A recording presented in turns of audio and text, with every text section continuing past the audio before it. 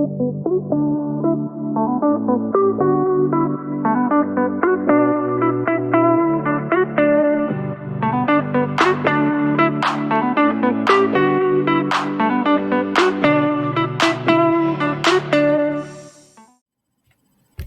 morning, everyone. I'm Michelle Agustin. In behalf of our group, I would like to discuss to you about our scenario. Our scenario is Thomas, a 16-year-old high school student, visits you during class in distress. He tells you that he's being bullied at school because the kids think he's gay. Thomas tells you he thinks he might be transsexual, but that he is scared to tell anyone and voices suicide ideation. He is not supported at home. His mother and father, both professionals, work long hours and his older sister picks on him. Thomas' best friend since the age of 10 recently told him that he didn't want to hang out with him anymore because he was weird.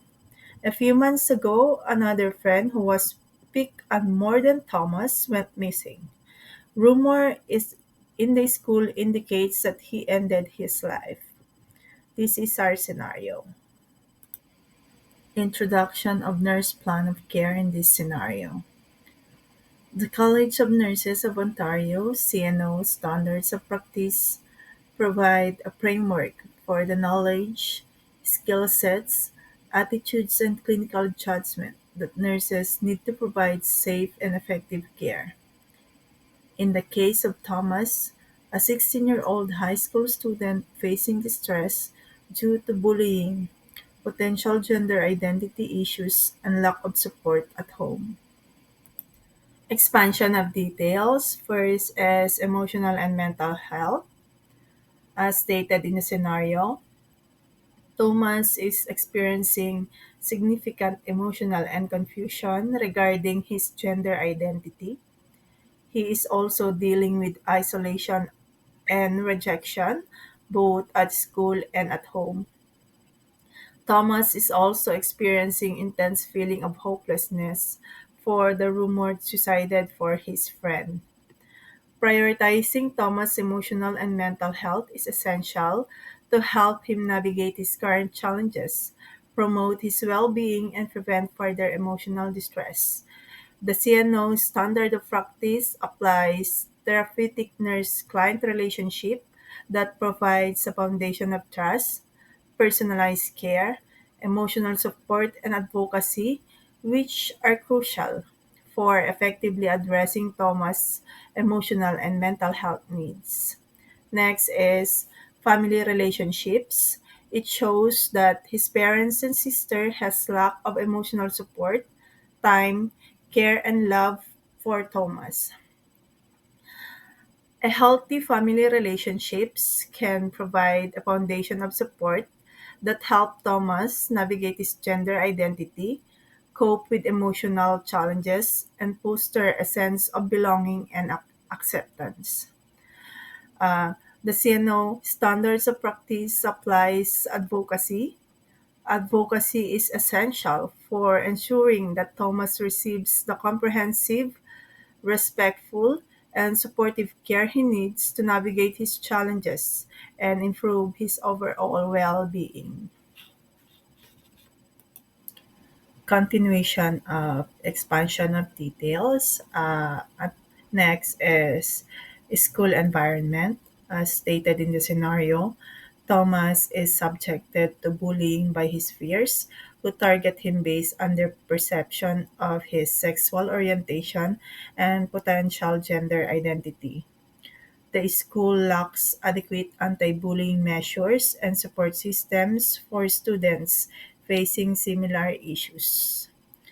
A supportive and proactive school environment can significantly contribute to Thomas' emotional and mental well-being by providing understanding, protection resources, and a sense of belonging. The CNO standards of practice applies accountability, in which to collaborate with school for the awareness of anti-bullying and The code of conduct number one, which is nurses respect clients' dignity. We all know that we need to respect clients' dignity at all times. Next is social isolation. As stated in the scenario, Thomas wants to disconnect himself from his environment, leading to depression with no support system. Addressing social isolation involves creating opportunities for Thomas to connect with others, building a supportive community around him, and ensuring he has access to social activities and groups where he feels accepted and understood. The CNO standards of practice applies accountability, in which to collaborate to counselor and create a support system. By working closely with a counselor, Thomas can develop a robust support system that addresses his physical, emotional, and social needs, leading to better health outcomes and improved quality of life. Hello, I am Paulo Montano. I'm going to discuss resolutions and applying course concepts, including CNO standards. First is the active listening and empathy.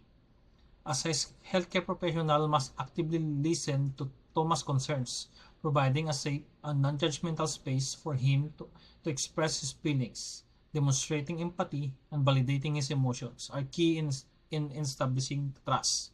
This is a CNO standards therapeutic nurse-client relationship. By establishing a therapeutic relationship as a nurse ensures that Thomas feels heard and understood. Next is the risk assessment. Conduct a thorough assessment of Thomas' mental health, focusing on his suicidal ideation. This involves asking direct questions about his thoughts, plans, and means for suicide to evaluate the level of risk. This is Seno standard knowledge-based practice, applying evidence-based assessment tools to evaluate Thomas' risk of self-harm aligns with the practices in nursing care. Next is developing a safety plan. Work with Thomas to develop a safety plan that includes immediate steps to ensure his safety, such as removing access to means of self-harm, identifying safe spaces, and establishing a support network. This is a SAON standards for professional practice. Creating a safety plan demonstrates a commitment to Thomas' immediate well-being and safety. Next is the referral and collaboration. Refer Thomas to a mental health professional such as a psychologist or psychiatrist for further evaluation and therapy. Collaborative with school counselors, social workers, and to provide ongoing support. This is a same standard professional relationships. Collaborating with other healthcare professionals ensures a comprehensive approach to Thomas care. Support and resources. Providing LGBTQ support resources for Thomas. In line with the College of Nurses Ontario standard, patient-centered care is essential to recognize and address the unique needs and preferences of each individual. Thomas, as an LGBTQ individual, may benefit greatly from connecting with peers who share similar experiences and receiving support from specialized organizations. By offering resources that are tailored to his needs, we can respect his individuality and support his holistic well-being. This is a CN standard.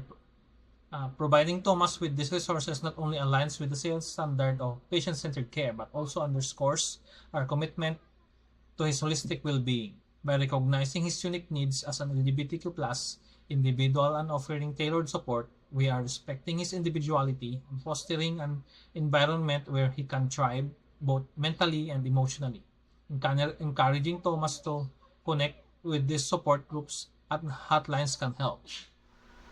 And the last is involvement of family in supporting Thomas. To ensure Thomas receives the comprehensive support he needs, it is crucial to involve his family in his care plan. With Thomas' consent, arranging a meeting with his parents to discuss his needs and the importance of their support can significantly enhance his well-being. This approach not only addresses his immediate needs but also promotes a long-term supportive environment that is essential for his overall development and mental health. Seno standard advocacy. Ethical duty to promote best interests in line with the College of Nurses of Ontario's standard advocacy. It is our ethical duty to promote the best interests of the client. Advocating for Thomas' needs involves ensuring his voice is heard and respected in all aspects of his care, educating his family on their vital role in his well-being, empowering Thomas by involving him in discussions about his care and support. Advocacy actions such as empowerment encourage Thomas to express his needs and preference openly. Next is location. Provide his parents with the necessary knowledge and resources to support Thomas effectively. Support. Offer ongoing support and follow-up to both Thomas and his family to ensure sustained and positive impact on his well-being. Hi, I am Joanna Fer Gutierrez and I will discuss communication of frameworks. So we will use the S bar. So what is S bar? S stands for situation, B for background, A for assessment, and R for recommendations. So according to Lectorio Nursing 2021, the S bar is an organized framework to communicate a patient's situation. It is commonly used to improve communication between nurse and other healthcare providers. So in our situation, Thomas, a 16-year-old high school student, is experiencing severe emotional distress due to bullying related to his perceived sexual orientation and potential gender identity. He has expressed his thought of suicides and lacks of support at home. So for background, it tells the patient previous condition. So here, Thomas faces ongoing bullying and social isolation at school. Second, his home environment is unsupportive, with parents who are frequently absent and an older sister who bullies him. Third, he experienced distress because he has lost his best friend and another bullied friend due to suicide. So for assessment, it tells the patient current condition. So in our scenario, Thomas has signs of anxiety and depression, leading him to commit suicide. Therefore, Thomas is at high risk for suicide and requires immediate intervention. And due to ongoing bullying, lack of support at home, recent loss of social connections, further rejections, and discrimination. So next, recommendation. So creating a care plan for Thomas. So we recommend immediate referral to a mental health professional for a comprehensive evaluation and therapy. Next, we should develop a safety plan to ensure Thomas' immediate safety and provide him with resources for LGBTQ support. Additionally, we should arrange a meeting with his parents to discuss his needs and educate them on the importance of their support. And lastly, implement school based interventions to address bullying that provide a supportive environment for Thomas. For conclusion, our presentation focuses on the nurse's plan of care for Thomas, applying the College of Nursing of Ontario's standards of practice and guidelines, and utilizing the SPAR communication framework. It emphasizes the importance of resolution, family involvement, school collaboration, and community resources in addressing Thomas' needs and promoting his well-being, including his mental health. In behalf of my team, thank you very much.